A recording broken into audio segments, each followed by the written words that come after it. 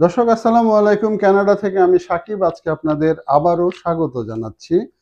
Tariff ইস্যুতে Donald Trump একের পর এক সিদ্ধান্ত নিয়ে যাচ্ছেন এবং তিনি সিদ্ধান্ত সকালে নিচ্ছেন, বিকেলে আবার উঠিয়ে নিচ্ছেন।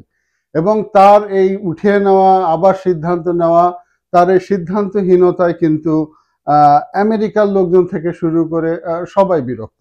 আমরা গতকালকে আমাদের একটি ভিডিওতে বলেছিলাম যে সেটা হচ্ছে যে কানাডার স্টিলের পণ্যের উপরে 25% ট্যারিফ তিনি আগেই ঘোষণা করেছিলেন এবং পরবর্তী সময়ে গতকালকে তিনি এক সোশ্যাল মিডিয়া পোস্টে বলেন আজকের যে দিনটি শুরু হবে এই দিন থেকে 25%-এর বদলে 50% স্টিল এবং অ্যালুমিনিয়ামের উপরে ট্যারিফ তিনি ঘোষণা করবেন। তো যেটা হয়েছে যে তিনি কেন ঘোষণা করলেন 25 থেকে 50, 25 তো তার লাগবেই, 25 সে করেছে এবং 50 করার মূল কারণটা হচ্ছে গিয়ে যে অন্টারিওর কানাডার অন্টারিও প্রভিন্সের প্রিমিয়ার ডাগ ফোর্ড তিনি ঘোষণা দিয়েছিলেন যে আপনারা জানেন যে অন্টারিও থেকে প্রচুর পরিমাণে ইলেকট্রিসিটি ইউএসএতে এক্সপোর্ট হয় এবং তিনি সেই অন্টারিও থেকে যেই ইলেকট্রিসিটি এক্সপোর্ট হয় ইউএসএতে সেগুলোর উপরে তিনি 25% ট্যারিফ ঘোষণা দেন। তো এই ট্যারিফের ফলে ডোনাল্ড ট্রাম্প 50% আবার ট্যারিফ ঘোষণা দেয়। তো এর ফলে কি হয় যে যেহেতু এই 25% ট্যারিফ আমেরিকার জনগণের উপরে সরাসরি বিদ্যুৎ বিলের উপরে সাথে সাথেই প্রভাব পড়বে।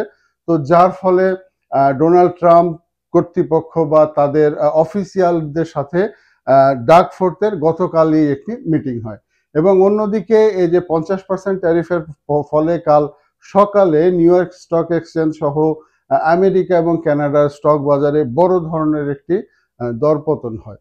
তো যাই হোক, ব্যবসায়ীদের চাপ বা অন্য কিছুই হোক না কেন এবং অন্যদিকে ইলেকট্রিসিটির দাম বাড়া, এর ফলে হোয়াইট হাউস থেকে অন্টারিওর প্রিমিয়াম ডাগ ফোর্থের সাথে আলোচনা করা হয় এবং আলোচনার এক পর্যায়ে ডাগ ফোর্থ সেটা স্থগিত করেন যে অর্থাৎ আমেরিকার বিদ্যুতের আপাতত 25% ট্যারিফ না, সেটা স্থগিত করার সাথে সাথে ডোনাল্ড ট্রাম্পও আবার পাল্টা ব্যবস্থা হিসাবে কানাডার যে বাড়তি 25% সেই 25% স্থগিত করে।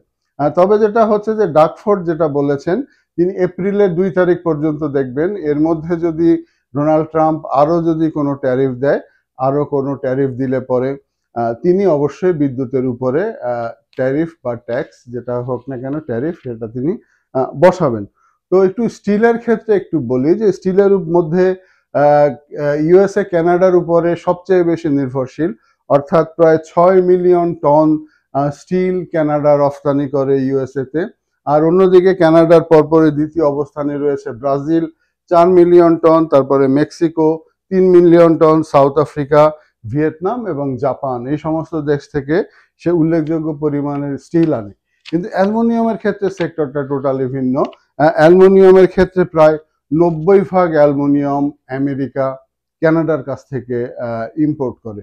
তো যেটা আগের ভিডিওতে বলেছিলাম যে এইগুলির ফলে ভোক্তা পর্যায়ের দাম বেড়ে যাবে, অনেক দাম বেড়ে যাবে ভোক্তা পর্যায়ের, এবং সাধারণ মানুষের যখন একটি কোকের ক্যান কিনবে, যখন একটি বিয়ার কিনবে, তখন কিন্তু সেই ক্যানগুলির দাম বেড়ে যাবে। আমেরিকার সাবমেরিন থেকে শুরু করে আমেরিকার যুদ্ধজাহাজ, আমেরিকার নভোযান থেকে শুরু করে সব জায়গায় কিন্তু কানাডার স্টিলের প্রয়োজন হয়।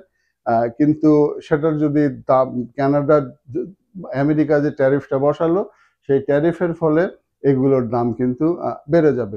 তো যাই হোক, এখন আপাতত আবার 2 তারিখ পর্যন্ত স্থগিত। মূল কথা হচ্ছে যে 2 তারিখের পরে অর্থাৎ ডোনাল্ড ট্রাম্প পিছিয়ে আসলেন। 2 তারিখের পরে কানাডাও দেখবে যে তাদের ট্যারিফ কমানো হয়েছে কিনা। যদি কমানো না হয় তাহলে কানাডাও বিদ্যুতের উপরে আবার ট্যারিফ বসাবে।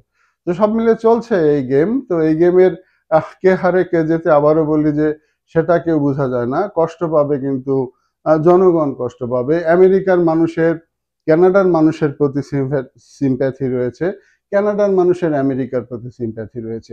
জাস্টিন ট্রুডো তিনি তার শেষ একটি বক্তৃতায় বলেছে, শেষ দিকের একটি বক্তৃতায় ডোনাল্ড ট্রাম্পকে ডাম্প বলে অভিহিত করেছেন।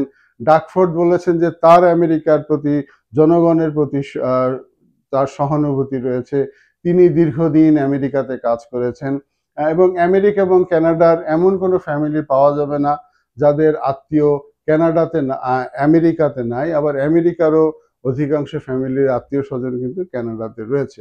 তো সব মিলিয়ে এই কয়েক বছরের জন্য ডোনাল্ড ট্রাম্প এসে অর্থনীতির যে একটি বিশৃঙ্খলা করে দিয়ে যাচ্ছেন দুই দেশের, আর সেটা কোথায় গিয়ে ঠেকে ভবিষ্যতই বলে দিবে। এতক্ষণ সঙ্গে থাকার জন্য ধন্যবাদ। আসসালামু আলাইকুম।